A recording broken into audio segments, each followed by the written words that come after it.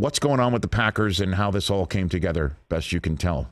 Well, something that I sent you just minutes before we found out about the Rodgers contract, and something that dawned on me this morning on PFT Live, the tremendous leverage that Aaron Rodgers had over the Packers with that cap number of $46.66 million, second only to Matt Ryan, who has a $47 million cap number, and the Packers are projected to be, or were, as the case may be, $30 million over the cap for 2022. They needed to either dump all of his salary, $26 million and change, by trading him, or dramatically reduce that cap number from the salary, reduce the salary, signing bonus, et cetera, spread it out over time. They needed to do one or the other by next Wednesday at 4 p.m. Eastern, when all teams have to be in compliance with the cap. So they really needed Aaron to do something, and if he wanted to push this thing all the way to the limit, he could have just said, I'm fine with my contract. I'm ready to honor my contract. And I think that leverage helped him get this deal that is either 4 years, 200, or 5 years, 224. We'll get the details soon, and the devil is always in the details. You hear different bits and pieces, but until you can actually dig into the numbers, it's impossible to know what it all means. But it's going to be the richest contract in NFL history, and I think it's going to have the flexibility that he can walk away whenever he wants without a major financial penalty.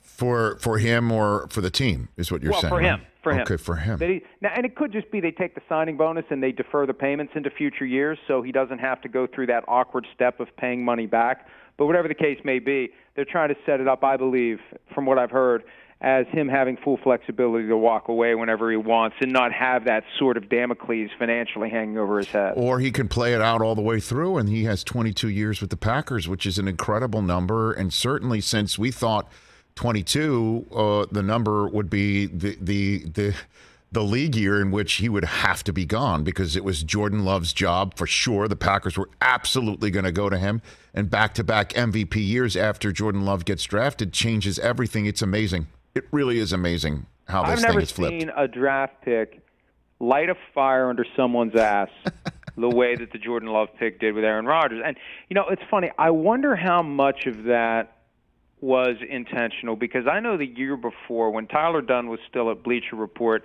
and he had the article about all the dysfunction between Rodgers and Mike McCarthy, it was Mark Murphy, the CEO of the team, who said either in that article or after the fact, if this lights a fire for some people, good. And it worked. They had a great year in 2019. They got to the NFC Championship game, and I just can't help but wonder whether there's a little mad scientist / puppet master from Murphy with this Love thing, because we're covered either way. Either Love is going to become our next guy, or Rodgers is going to have a fire lit under his ass, and we're going to get great performance out of him, and that's where they are. And now they have to figure out what to do with Jordan Love.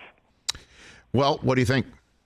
He's gone, right? They have to, because Dunn is the agent who did this deal for Rodgers. It now has to turn to Love, right, and say what about him? Here's the best litmus test. If Nathaniel Hackett, the former offensive coordinator of the Packers and now the head coach of the Broncos, does or doesn't want Jordan Love after 2 years with him, and if Hackett doesn't make a play for him, that is the red flag for anyone else out there who doesn't have a pre-existing relationship with Jordan Love, because that means this guy's not ready. Now, I think the Broncos are probably going to aim higher as they move on from Aaron Rodgers. Maybe they try to make a run at Russell Wilson. Maybe they go after, I don't know where you go after Russell Wilson on that list. I think it's a long drop from him to Jimmy G. But, at some point you have to consider the possibility of Jordan Love if Nathaniel Hackett thinks he's got the goods. And if they go straight after Jordan Love, then the message is, hey, maybe this guy can play. And we know the Broncos are otherwise set up to have a competitive team. Hey, you watched all the way to the end. Thanks for that. Watch more right here.